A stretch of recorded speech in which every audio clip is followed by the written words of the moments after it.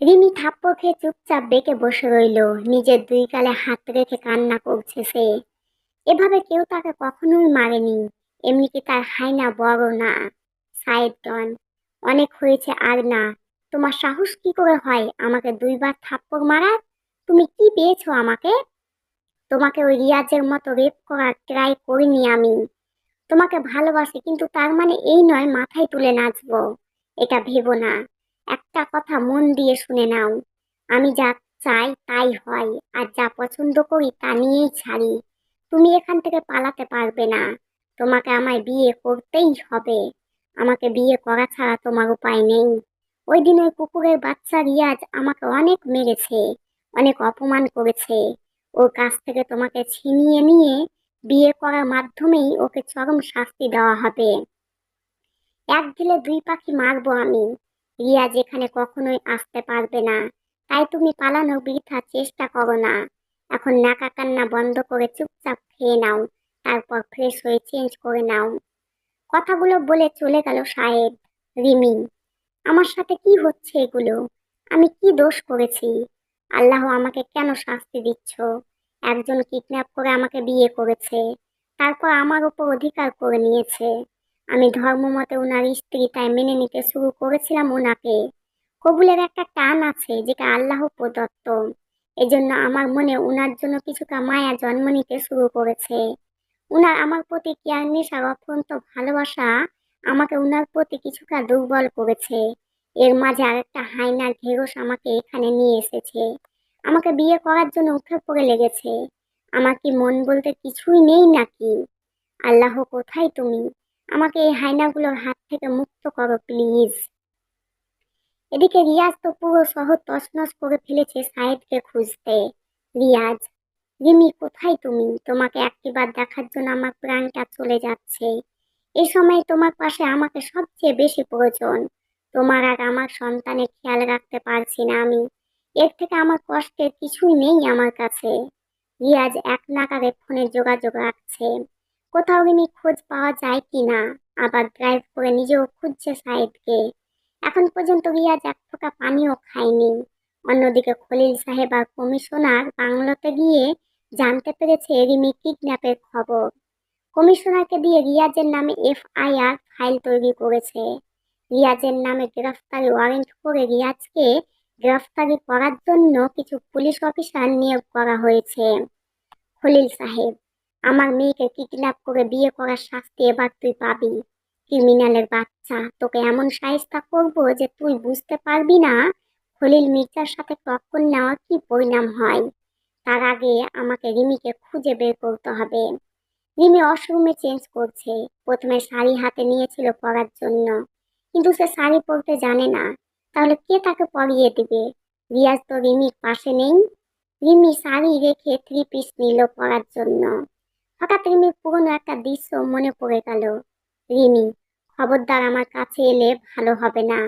ভুল করে three piece পরেছি, আর পরবো না কখনো। রিয়াজ, ভুলের মাসুল তোমাকেই দিতে হবে। ভুল করেছো যখন।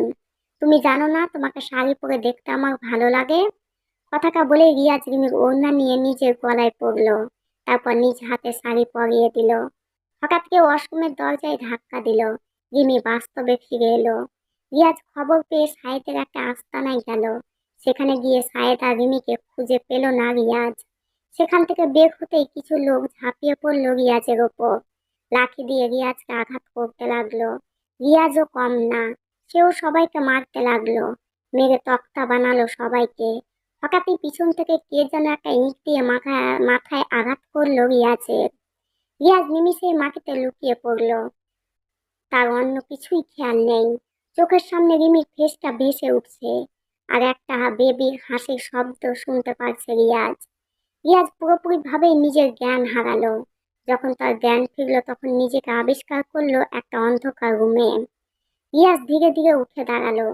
সামনে একটু এগিয়েই বুঝতে পারলো এটা জেল হাজত। আর সামনে তার চাচা যান দাঁড়িয়ে।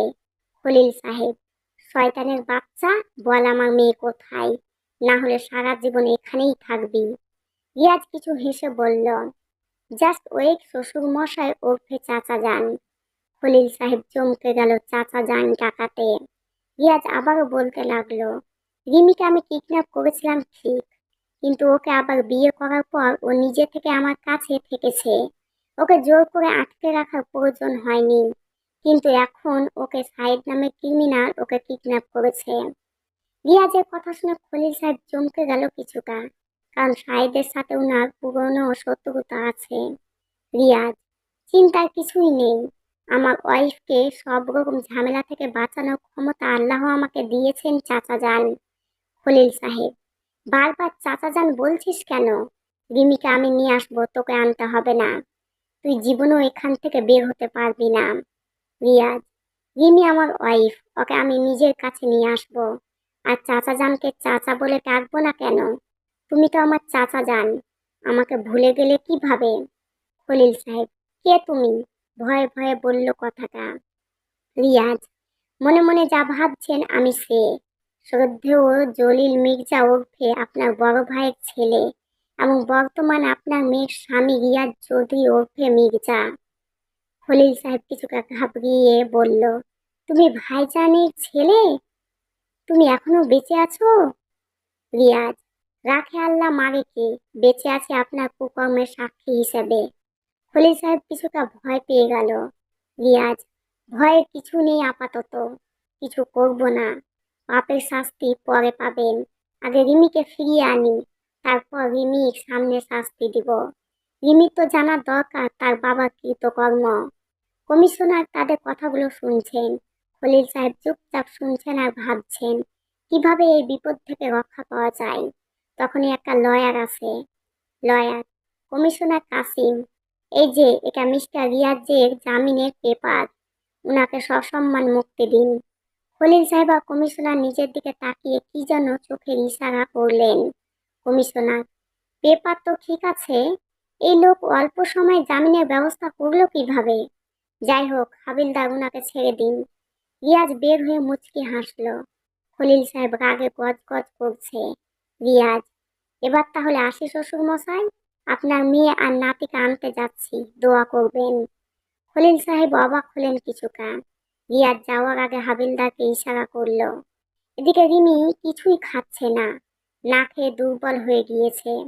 সাইদগণ রিমির জন্য চিন্তিত আছে। কিছু খাবার নিয়ে রিমি রুমে গিয়ে দেখে রিমি অজ্ঞান হয়ে ফ্লোরে পড়ে আছে।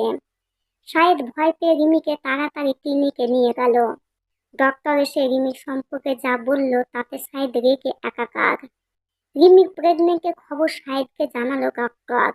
শাহেদ, যা করার এক্ষুনি করতে হবে। এই বাচ্চা থাকলে রিমিকে আমার বানাতে পারবো না। যা করার রিমির অজান্তে করতে হবে।